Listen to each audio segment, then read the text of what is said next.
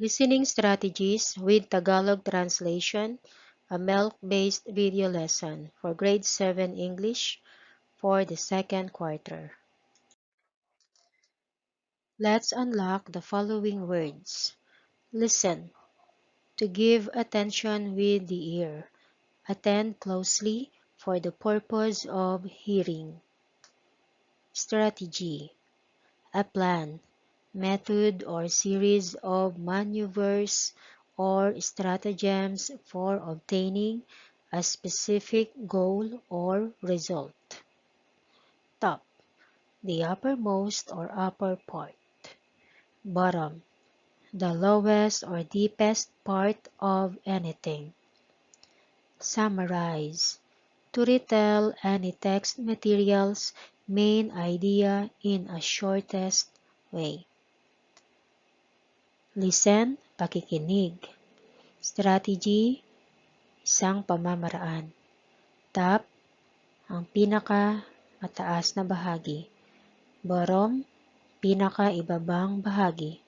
Summarize, pagpapaikli ng isang binasa sa pamamagitan ng pinaka malinaw at maiksing paraan.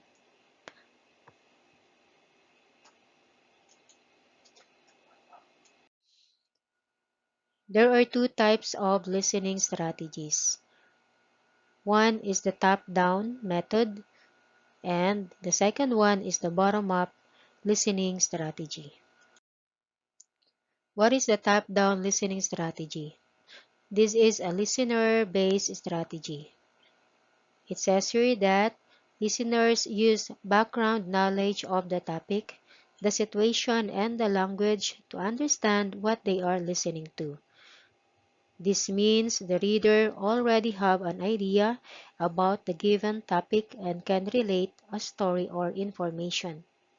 Sa top-down strategy, ang tagapakinig ay meron ng sariling kaalaman sa kanyang pinakikinggan at naunawaan niya rin ang lengguwaheng ginagamit ng kanyang pinakikinggan. At kaya niyang makipagpalitan ng opinyon o pananaw ng kanyang nalalaman sa pamamaraang ito.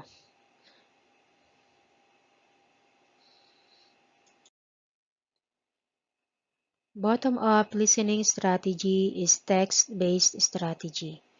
A listener makes sense of the language word by word and on the word sounds with less use of background knowledge.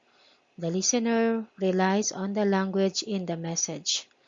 Sa bottom-up strategy, dito ay nauunawaan mo ang iyong pinakikinggan hindi dahil sa iyong dati ng kaalaman sa paksang tinatalakay, kung hindi dahil alam mo ang lengguwaheng ginagamit batay sa mga salita at paraan ng mga pangungusap na binabanggit sa paksang iyong pinakikinggan.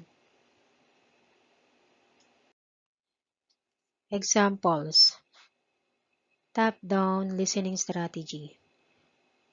Guessing or predicting a story's ending, making an inference or assuming, summarizing a story and any written article, and when you take down notes while listening. Habang nakikinig sa top-down strategy, ay nahuhulaan mo na kung ano ang magiging katapusan ng isang kwento. Nakakapagbigay ka rin ng iyong palagay kung ano ang susunod na kabanata. At kaya mo ring isalaysay ang kwento o ang iyong napakinggan.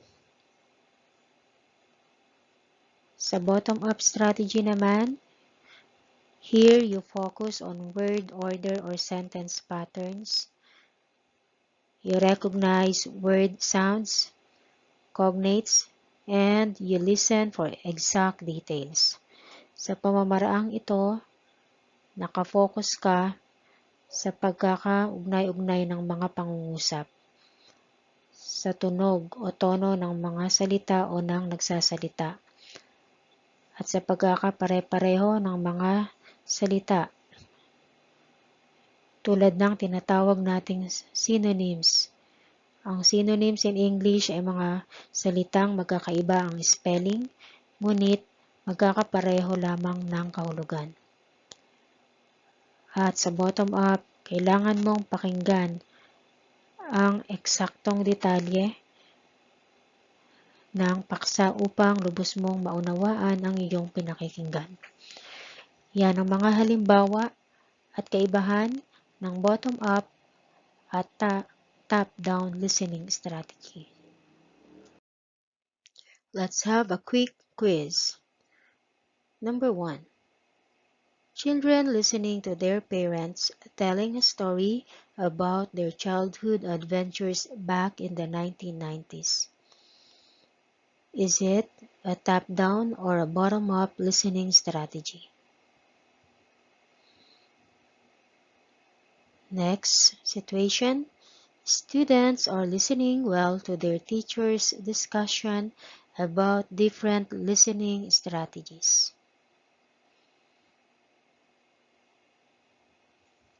Think before you answer.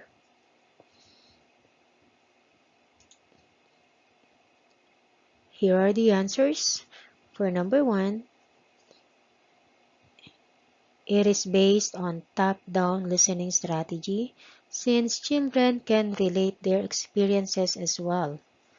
Habang nagkukwento ang magulang nila ng kanilang karanasan noong 1990s, naisip din nila ang kanilang mga karanasan bilang kabataan sa panahon na ito. For number 2, it is a bottom-down listening strategy, since the students need to know the exact meaning of the different listening strategies by, of course, listening well. Their understanding depends on the given text of the lesson as well.